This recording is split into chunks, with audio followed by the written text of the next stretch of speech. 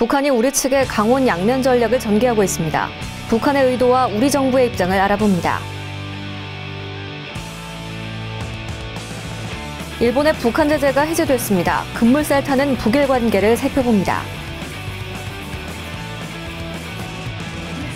일부 언론의 평양 홍역 창궐 보도와 관련해 과거 북한의 홍역 발생 사례를 알아봅니다.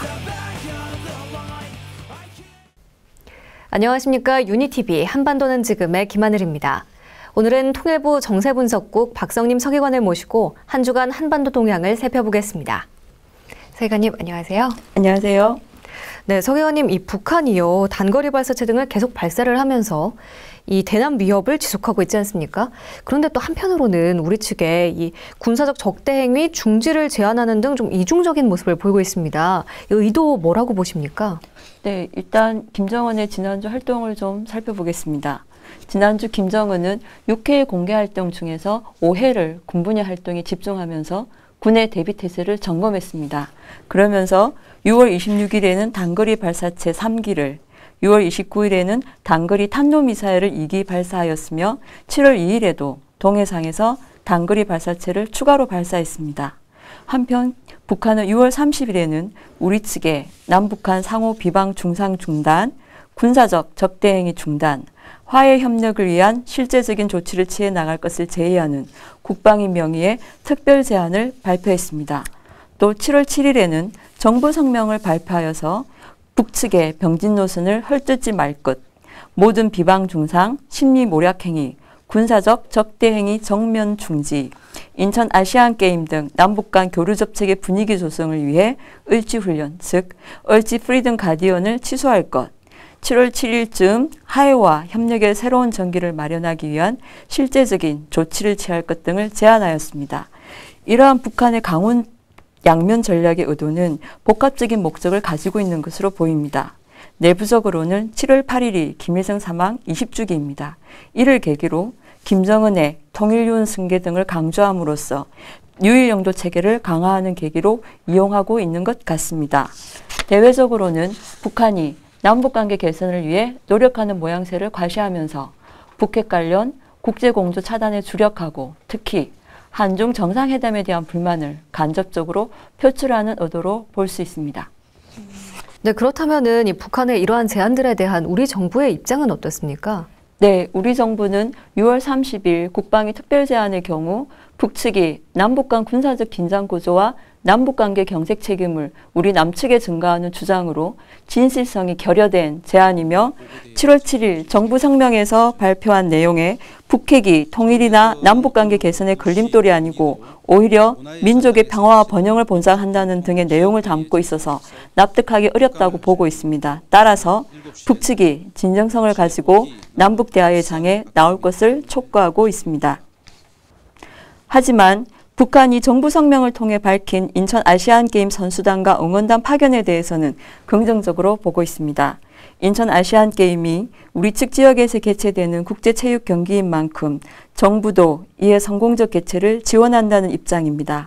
앞으로 인천 아시안게임 조직위원회 등과 협의하여 북한의 선수단 그리고 응원단 참여에 필요한 사항을 국제 관례에 따라서 준비해 나갈 계획입니다. 네, 이번에는 대외 소식을 살펴보겠습니다. 이 북한과 일본의 관계가 급물살을 타고 있죠. 일본이 북한에 대한 제재를 해제하지 않았습니까? 어떻게 된 겁니까? 네, 7월 4일 일본은 일북 간 인적 왕래 규제, 대북 송금 및 현금 지참 제한, 인도적 목적의 북한 선박, 일본 입항 금지 등 북한에 걸려있던 여러 가지 제재 중 3가지 양자 제재를 해제한다고 발표하였습니다. 이는 지난 5월 26일부터 27일까지 스웨덴에서 진행된 북일 국장급 회담의 후속 조치들로 볼 수 있습니다. 5월 국장급 회담에서 북측은 납치 문제 재조사와 제북 일본인 유골 조사를, 일본은 양자 제재 해제와 인도적 지원을 추진하기로 합의하였습니다. 이러한 합의에 따라서 일본인 유족 성묘단이 6월 26일부터 7월 5일까지 방북하였고 7월 1일에는 북일 국장급 회담이 북경에서 다시 개최되었습니다.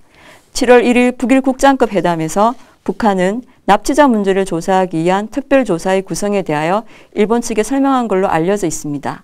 7월 4일 발표된 일본의 3가지 제재 해저 조치는 이에 따른 대응 조치로 보여집니다. 네, 그렇군요. 향후 진행 상황을 조금 더 지켜보죠. 네, 다른 이야기로 넘어가 보겠습니다. 이 국내에서 한동안 보기 힘들었던 홍역이 지난 5월에 우리 대학가에서 집단 발병을 했었습니다. 그래서 주목을 받은 적이 있었는데요. 북한에서도 홍역이 창궐했다는 보도가 있었습니다. 네, 창궐까지는 아니고요. 일부 언론에서 지난 6월 초부터 평양에 홍역이 발생하여서 주민들의 출입이 통제되고 방역 활동이 진행 중이라고 보도하였습니다. 신의주와 인근 용천군에서도 홍역이 발생하여 빠르게 번지고 있다고 하는데요. 보도에 따르면 북한 당국은 중국을 드나드는 선원들이 옮겨온 것이라고 설명하면서 주민들을 대상으로 홍역 예방접종을 진행 중이라고 합니다. 하지만 아직 북한 당국이 홍역 발생에 대해서 공식적으로 공개한 내용은 없습니다.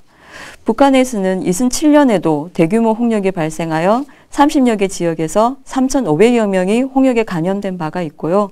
우리 정부도 세계보건기구를 통해서 백신을 지원한 바 있었습니다. 2009년 이후 유엔 아동인구기금이 북한 지역에서 홍역을 포함한 북한 영유아 예방 집중을 강화하고 있었습니다.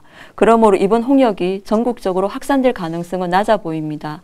그러나 북한 내부 상황상 해열제나 항생제 등이 부족한 상황이므로 다수의 피해가 발생할 가능성도 배제하기는 곤란해 보입니다. 네, 큰 피해가 없기를 바라봅니다. 지금까지 한 주간 북한 동향을 알아봤습니다.